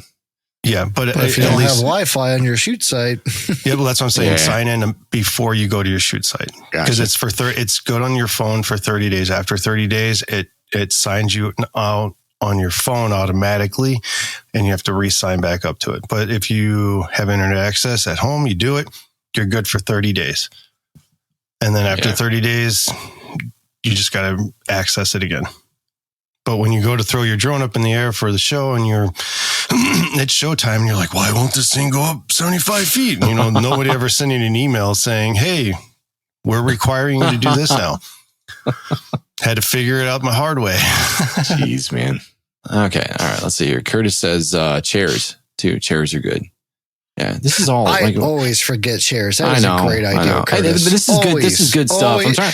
I want to get to the meat and potatoes stuff. So chairs are good though. You want some place to sit down. So bring a chair. Chairs are amazing. Yeah. And get the chairs. Like I bought the ones that are canvas, and when you fold them out, it has a little table on the side. I really enjoy that because then you can put all your other stuff right there. It just gives you some other little platform to put something on. Yeah. And I don't like the vinyl ones where you kind of like sink down in it. You kind of feel like when you go to like you sit in a school desk now, you feel like this little kid. Oh man. Yeah. Yeah. Katie used to have this one that was almost like unpacking a bean bag. And she brought that to Sky Wars one year. And, the whole time I was like, I'm making fun of her. But then toward the end of the evening, I'm like, she's probably the most comfortable person here. I'm making fun, but I'm really making fun in hopes that maybe she'll just get up and let me sit there. Hey, honey, can you go get that for me? What? That? Yeah. Oh, God, this feels good. There's my chair. Give me a hot dog. Sit there. There's this chairs. Let's see. Fancier, cooler. What? Oh, Curtis also says Pedialyte. Okay, where's it? All right, that's Pedialyte. What's that for? Hydration? Yeah. Is that for babies? Major hydration. That's for major dehydration. Okay, so that's if you suck at drinking water. Cool. Is it yucky? It's good for electrolytes. It is? Yeah, it's full of it. I did see something cool. I think it's because we were bitching about how hot it was this week. And now I'm getting all of these cooler AC cooler things that work off batteries. I'm like, oh, dude. I bought one of those. I think it was last year. Yeah, last year, year before. I think I did it before we went and shot the baseball games, Jamie. But I got on Amazon. They're like $15, but like they're these USB-C powered neck fans. It's like those things that Dane got us that year at Sky Wars. They were like they were towels, but they were like pre-cooled. But this is powered, so you got to be cognizant of that. But like you just wear it around your neck and turn it on, and it really does keep you cool. I was surprised. You get the one with the massager yet? No. Oh, wow, that's all you need. Wow. Comfortable massage, relaxing vibes. Where's Bo? He's laying on the ground over there chilling. Bluetooth speakers, massage. One of those things that I put around my neck, and then it puts my phone right in front of my face so I can watch YouTube videos while I'm working. Yeah, perfect. This is great. Sounds wonderful. We just need to invent something we can put in the shower with our phones now. Stop putting on the ledge. And Katie's 6th bottle of shampoo can go on the floor. Let's see. All right. Observed visuals says not giving yourself enough time to complete everything. Better to finish early and then run past shoot time. Yeah. Working on increased safety, being able to not worry when the unexpected happens. Yeah. Yeah. Oh, you know what? That's kind of a good one. Just that line of one-offs. What are some of the most unexpected things that have creeped up on you guys over the years? I mean, there's so many variables there. Are we talking like during setup or the day? Well, and so, firing system stuff and really getting to know and understanding your firing system, that's like the normal. I think that's the normal stuff, but it is really important because big gotchas can happen. A lot of people don't like to turn on their systems until really late. And I think that's kind of a misnomer that you can get over. This stuff, you don't need to worry about it dying in 10 minutes. Like AJ said earlier, he's doing tests at an hour and a half out. My stuff that goes out on the lake, all that stuff, as soon as we're done with a raft, it gets armed and then it just goes to sleep and then goes out on the lake. And then once everything's out there, then we'll do another check. But for the most part, I'm turning stuff on, letting it go to sleep, and then trust the equipment to do what it's supposed to do.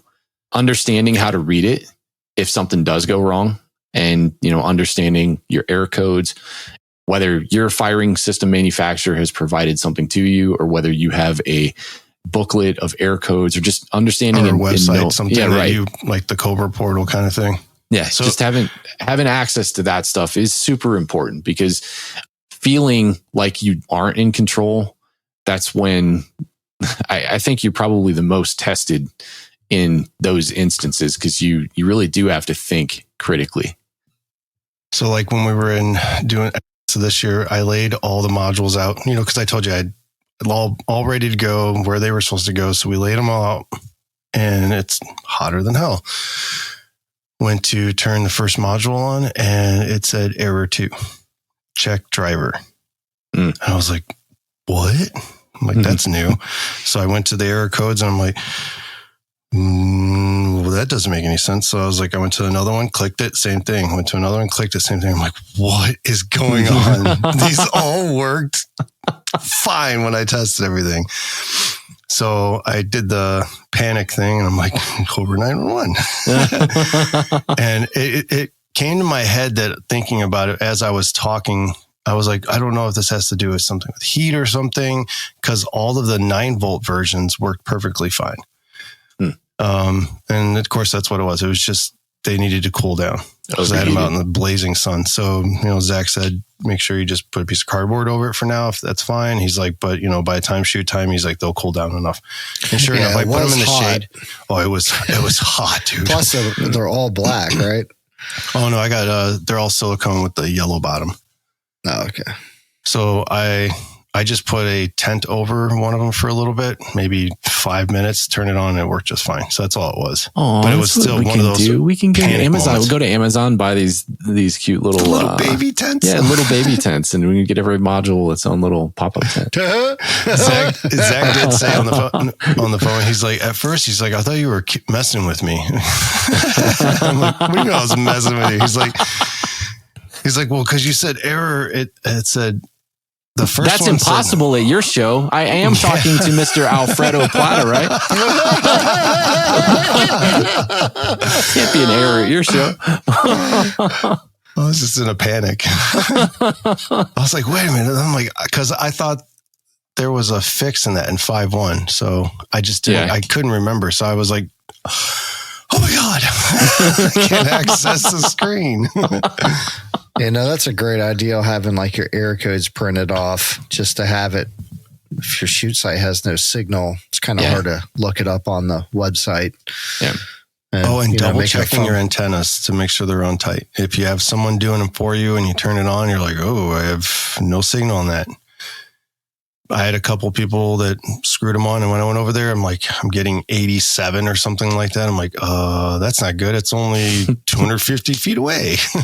Walk over there, and I'm like raising it in the air. How about now? Nope, nothing. I'm like, okay, turn. I'm like, oh, 1 turn, 2 turns. Oh, that's what it is. All right. Yeah, a little bit of a limp noodle here. Yeah, that's all good stuff. Let's see. What did he say after that? Making safety a bigger conversation.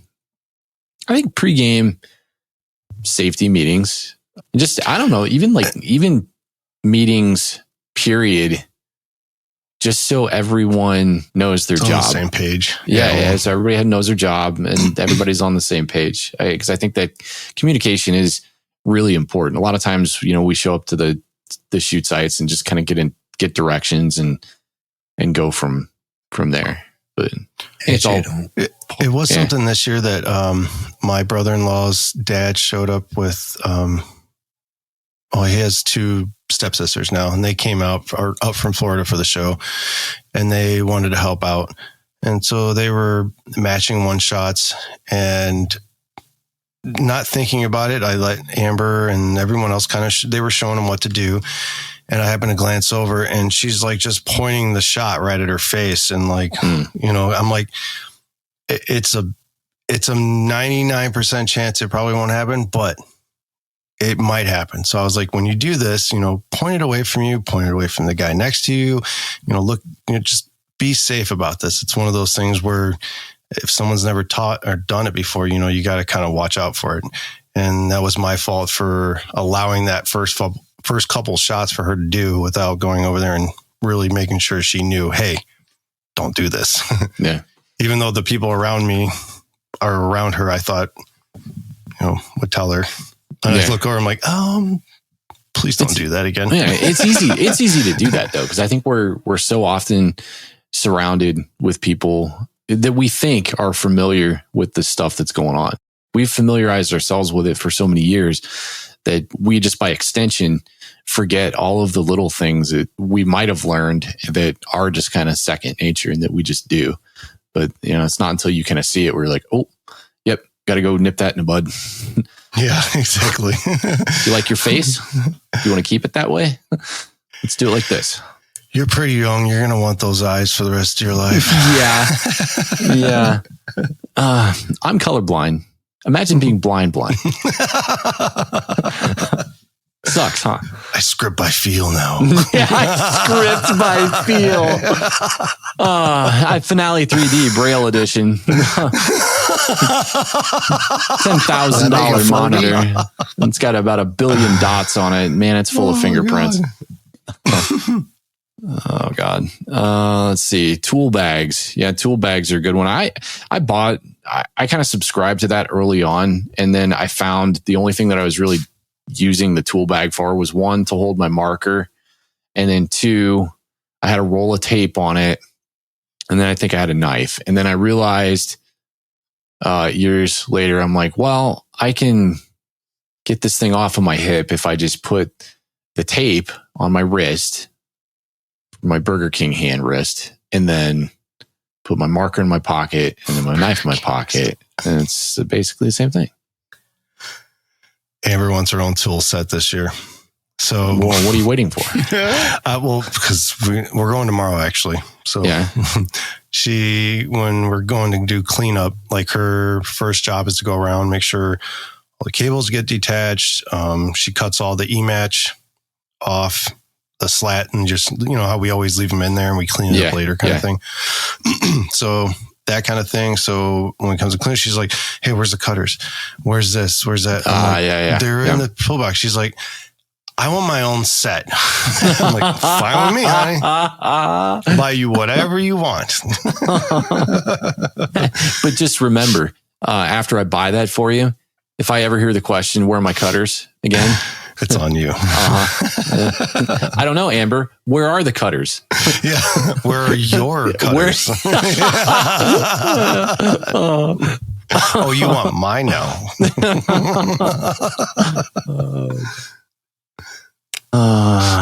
This is cool. And then we have a stream of pictures of everybody's tool belts. This one looks like I want to get on this Discord thing with you so I can follow you. This one's busting at the seams. Whose is that? Is that Jessica's too?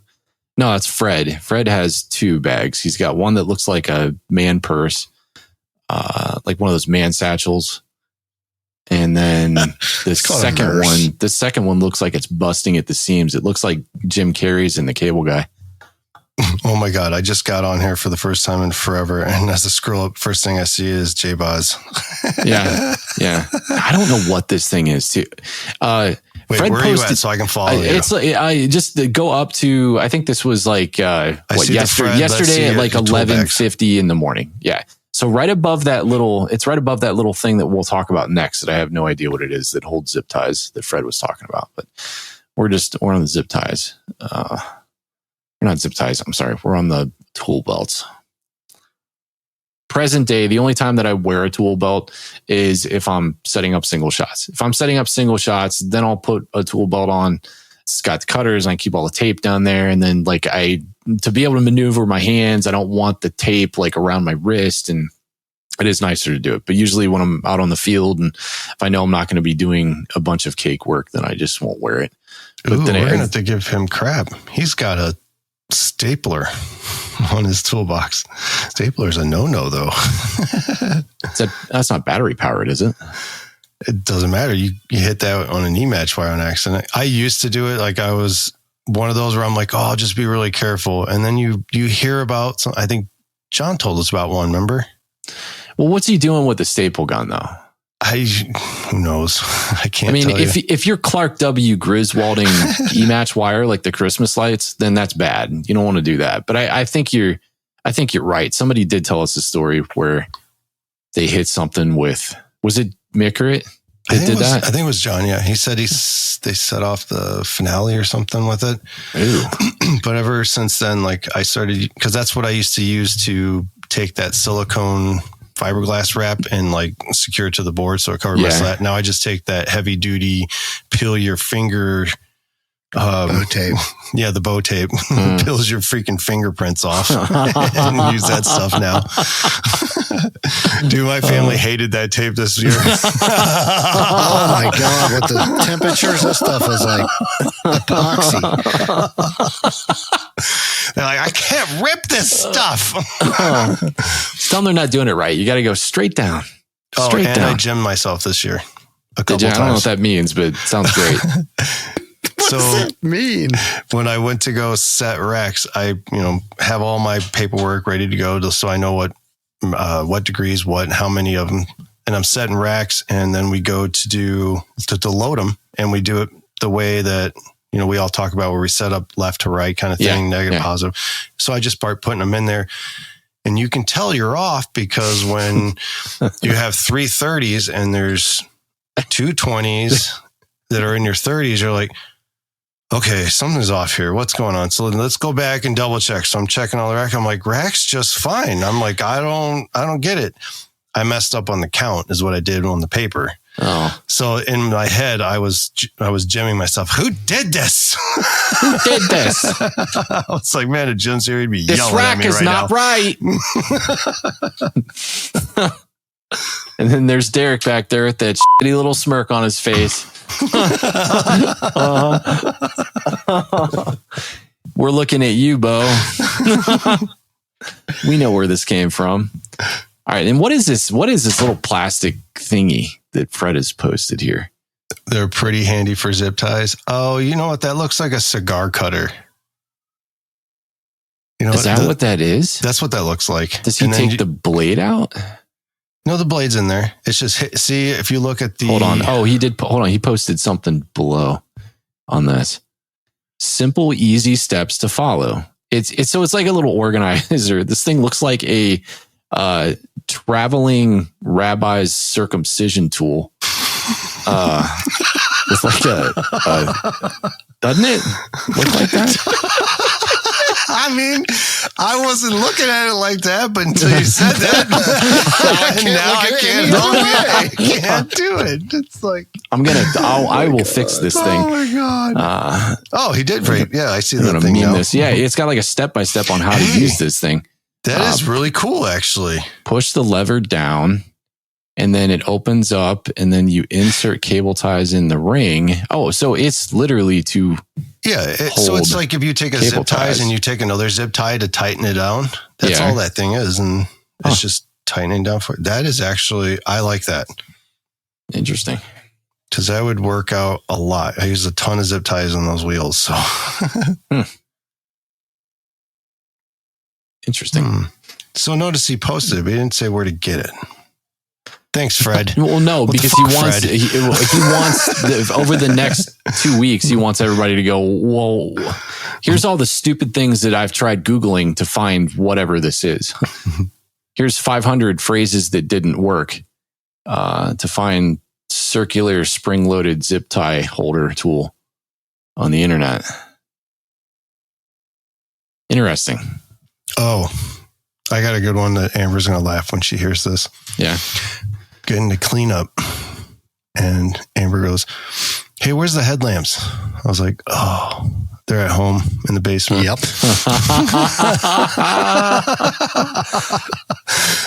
On the charger. So that's another thing I think I'm going to do. I'm going to buy her own headlamp.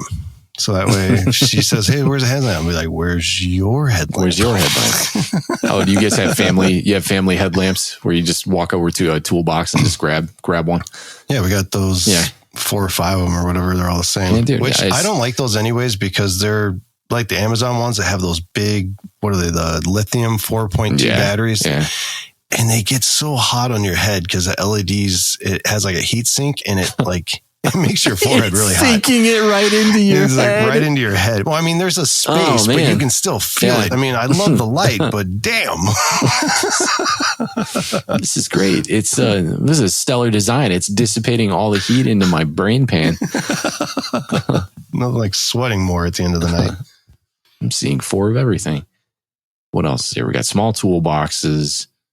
Yeah. Garbage bags. Garbage bags. There we go. And plastic. Yeah. Because I came into that this year's again. We had to move the show up a day from Friday to Saturday because Saturday showed hail and tornadoes and all kinds of crap. But then Friday was supposed to be perfectly fine. So we have everything set up, good to go. We have time to relax for a little bit before we have to stop the speakers. And I get a little ding on my phone. Showers in the area. I'm like, what? I look in the sky and there's not a cloud to go. I look at the map. I'm like, really? This tiny little baby cell in the middle of nowhere just decided to show up. So we run out there and we start putting plastic out. And sure enough, it rained just enough where if we didn't put plastic on it, everything would have been soaked. Yeah. Yeah. And I actually didn't bring enough. So thank God there was a couple people that like came over and they're like, hey, I got plastic in my house. You need some? I'm like, please. I would love that. Thank you so much. So definitely bring plastic or garbage bags or something to cover things. Yeah. Because you never know when that little baby cell might show up just to ruin things on you. Yeah. If anybody's like me, where you're like, I'm going to make sure I charge everything, then you forget it on the charger when you get to the shoot site. Don't do that. Well, and then bring in like, either tiny generators or some form of power, whether you have on your vehicle or just something to plug into so you can potentially charge things if the need arises. But, obviously best case scenario is you have as much charged as you can going into your show. So that way, when you dip into things and then you're good to go. Cause like nothing sucks more than needing something and then it being in your hand and then, it doesn't work because I didn't charge the battery. Or like that happens with radios all the time. Gets to the point where some of my old Baofeng radio batteries are getting old. So I got to swap them out, but it's just a challenge. Like I that radio case that I'll take with me from site to site and just take it, plug it into the generator, and then it just sits there and charges. And then everybody has access to comms. And I definitely recommend if you use Milwaukee, they have this little inverter you plug your battery into and you can plug stuff into it. That thing works great. It's portable. Yeah. Oh, lifesaver. Yeah. You should work for Milwaukee. You got more Milwaukee shit than I do. You're like a Milwaukee warehouse. You buy a whole tool set for like 3 items and sell the rest.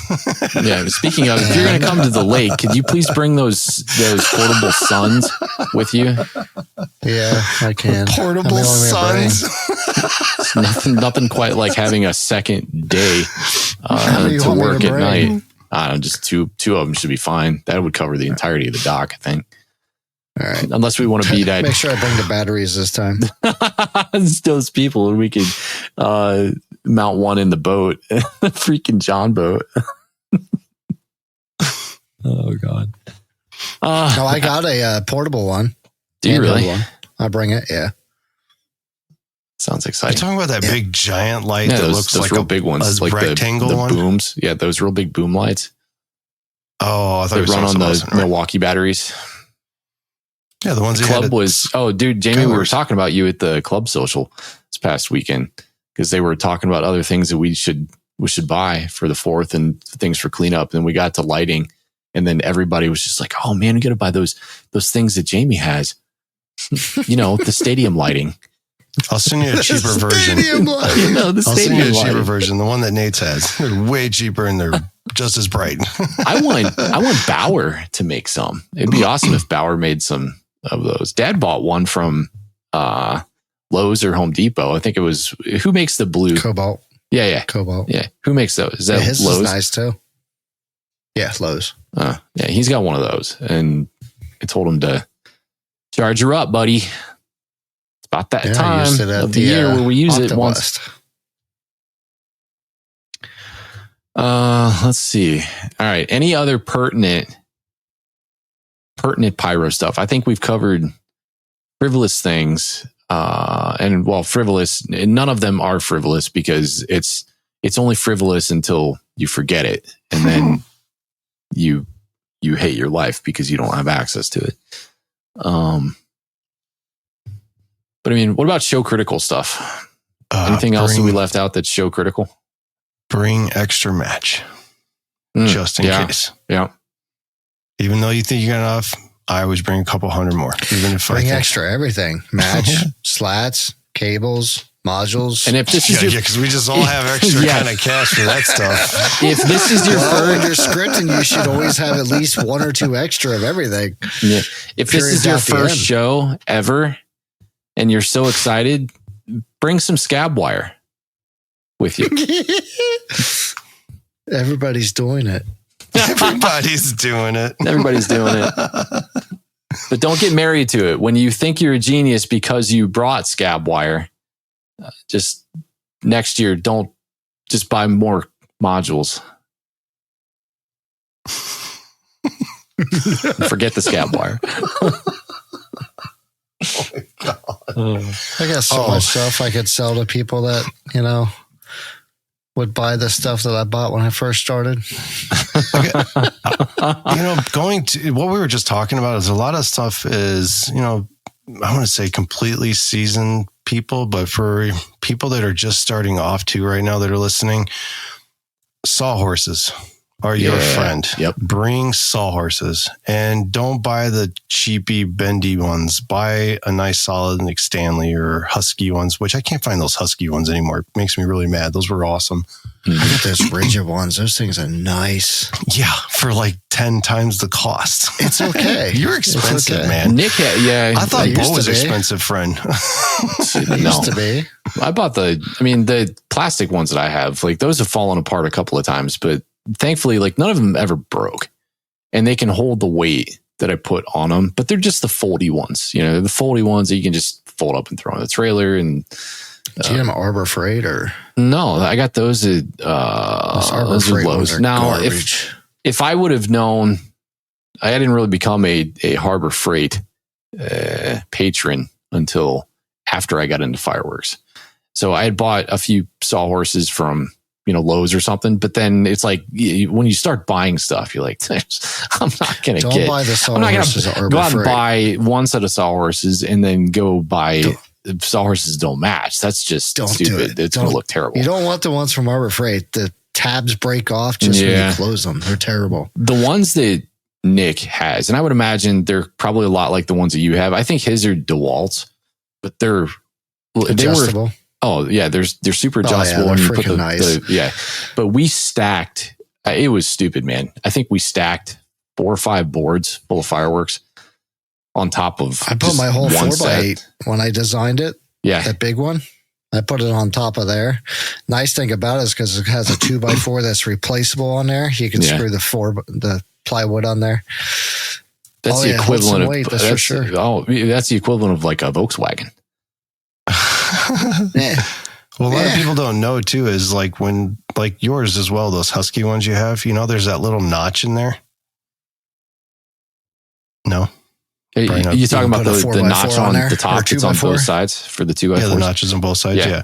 Okay. So if you put the 2x4 in there and lock 2 together, that makes them twice as strong than just putting like a piece of plywood on top of it.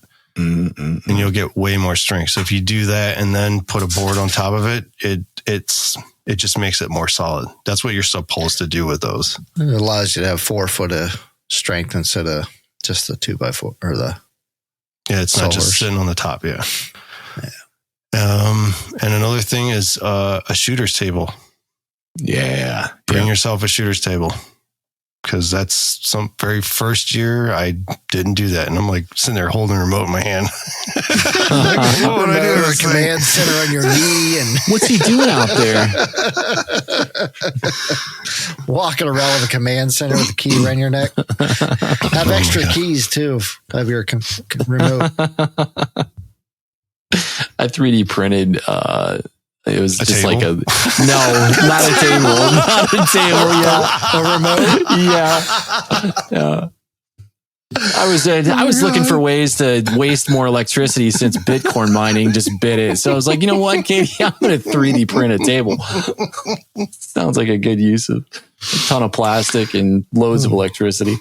God, I can't imagine how many prints it would take to print a table. 287 pieces. Yeah. But it's assembly required. Yeah. Some assembly required. Some. Trying to think of other little things like that you would probably forget your first couple times. Oh, can you guys remember back to your first few shows? Like something you're like, oh, I'm buying this next time, or I need to bring this next time. Oh, yeah. It was the scab wire comment was It's my scab reference wire, to that. headlamps, chairs, bug spray, food. Don't forget to eat. And what you were talking about too, we were talking about paperwork and having your computer with you. If you can bring if you have a laptop or something that you can put that script and everything, because God forbid something happens and you delete your script off your remote by accident. Just who knows? Who knows? Yeah, it could be. right. It's impossible. You could do something stupid on accident. What do you do? Dude, how many USB drives do we all have floating around? So some of us have. You might have. If you're a display company, you might have 5 or 6 audio boxes, and depending on what your process is, getting stuff together.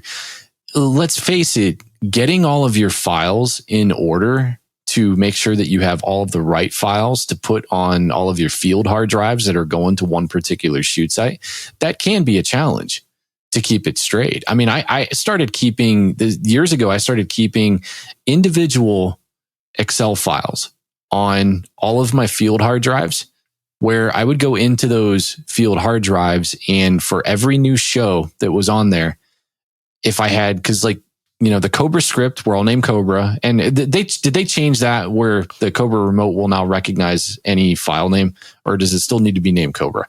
On the audio boxes, I think but I don't know. Yeah, audio box, it will recognize whatever you tell it to recognize, but I just can't remember for the life of me if it needs to be named Cobra anymore, or for if the remote. For the remote. I always thought that it was a designator where it needed to grab. Give me 1 second, I'll tell you. Regardless, just out of habit for all these years, I've always done it too. Yeah, I've always named it Cobra. But there's plenty of times where I've been through Rev 5 of a script, where I might do 1 or 2, 4 test runs on 4 different versions of the script, and then the 5th one's my final. But then I wasn't sure if I did it because I put it on. Just for file redundancy's sake, I will take those files and I'll put it on both audio boxes, just being hypothetical, but 2 audio boxes that go to the same site and the 18R2. And they all have a drive of their own. So to understand and know what files I have on each one of those drives, it's every single time I would update one drive, all of the drives would get updated at the same time, just to ensure. And then I would make a note inside my Excel file on each one of those drives that this Cobra file is this script file, and it's from this finale file. So it just added an extra layer of traceability. And it sounds like a lot, and it probably is a lot, but it was nice in several different regards to be able to, 6 or 7 months later, open up a USB drive, plug it in the computer, and I can look at my script and not just know from looking at the script, but by looking at my change log, what script is actually in there and what finale file I used to design the script that was in there. It does not have to be Cobra. Yeah, it doesn't have to be Cobra. I name mine whatever year my show is. Cool. Okay, so it just picks up on whatever the CSV. It just picks up that it's a CSV file. Yeah, that's what it like. Mine's pots.csv. Cool. It's the audio box that no longer has to say pots. The match. It just has to. It can name it. Yeah, whatever your script calls out as a designator. I haven't even paid attention to what it's been lately because it always comes out of CSC anyway. So I'm like, well, if this program doesn't know how to do it correctly, then. Well, I never changed the defaults in Finale because Finale will ask you when you go to export, what like your default Cobra import file. And I've always kept it Cobra. It's just always been the same. Yeah, it's always been a habit. I'll take it, and then I've just done that for years. But I thought that they had changed that to where the remote will now accept whatever, but I just never changed my habit. The only time it does have to be named Cobra, at least I don't know if it's changed. I haven't tried it in a long time. Remember I told you I use from Shoshim into CSC for the labels and such. Is the I have to name it Cobra to import that script into CSC. Yeah. It will not take it any other way. It has to be named Cobra. But I do not know, since all the new updates, I guess I should try that and double check. Then I wouldn't have to have 3 different files sitting there going, which one's which?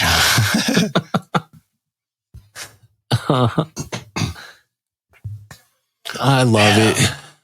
I'm trying to think of other things that just happened to me. We already named a bunch of them. Yeah. Music file. Yeah. I mean, I guess we covered that just now. The music file references if you're using the audio box. Audio checks. Yeah. Audio checks. Like we had a really weird setup this year. We had. Don't wait till the last minute. Yeah. We had 2 DJs or 2 soundboards, and during the body of the show, the one DJ was feeding us in the music. So that way we could level our speakers out differently than his. Yeah. So they weren't just daisy chaining down the line kind of thing.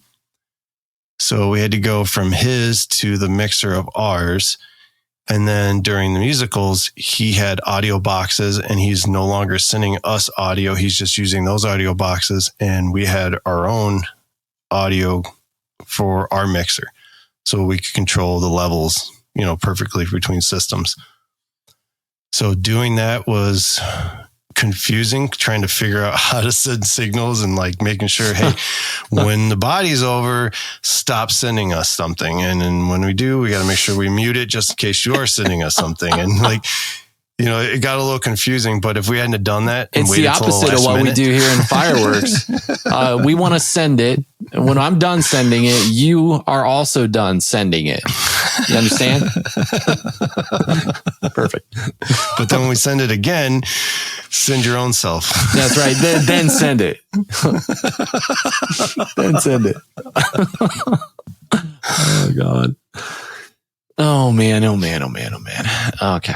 Oh, and I guess if you have people that are like helping you firewatch or, just looking out during the show, if they're watching for anything, cake fires or something that, they saw a break and then something came down and it came in an area where it might catch fire or something. You have those people.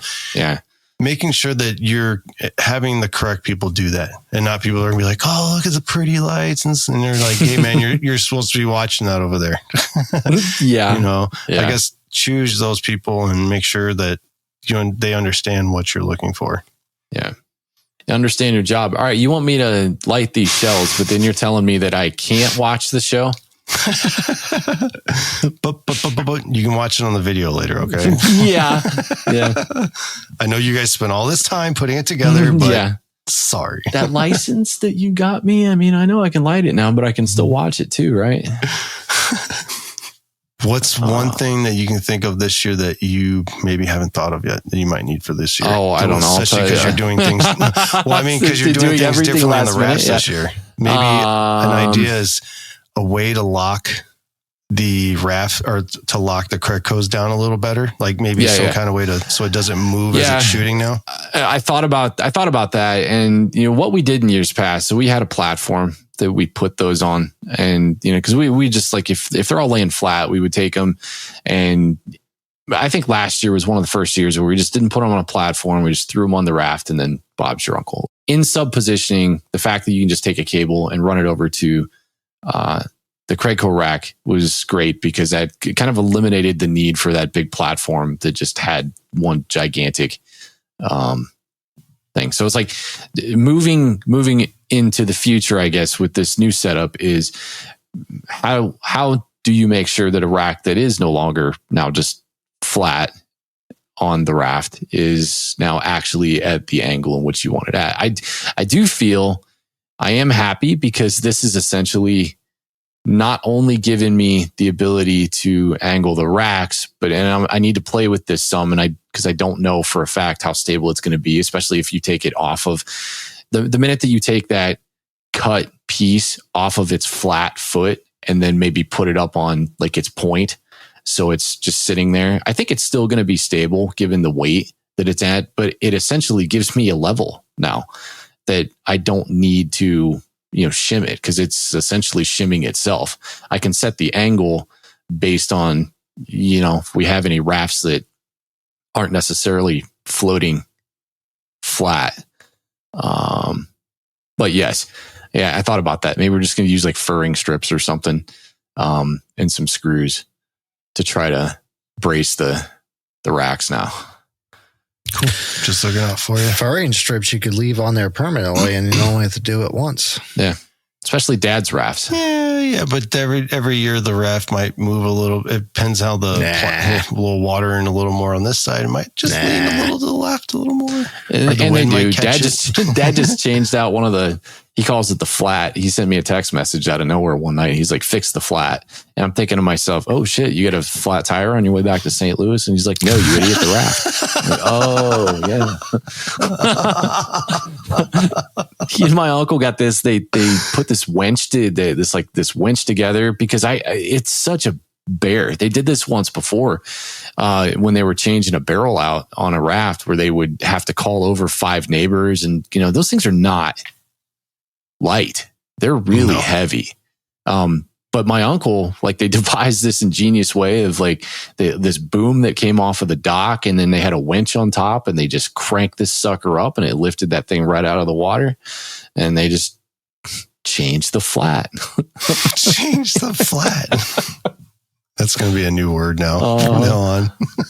Change the flat. Wow, as if this podcast wasn't vague and hard enough to follow.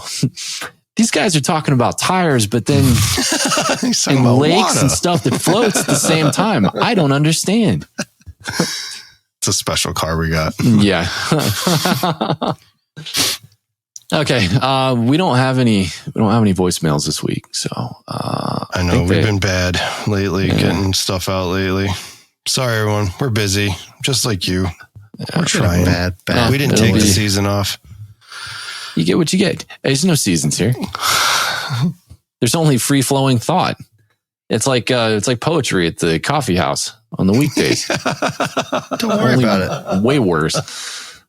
All right. I think that's about it. Okay. Stop talking about it. I think. Actually, you know what? Before we stop talking about it, everybody have a safe and happy 4th of July. Like I said, this will be the last episode before the episode on the 5th. So, you and yours, be safe. Have a great show. Yeah, keep your fingers. Yeah. Stop talking about it. Have a great show and stop talking about it. Stop talking about it.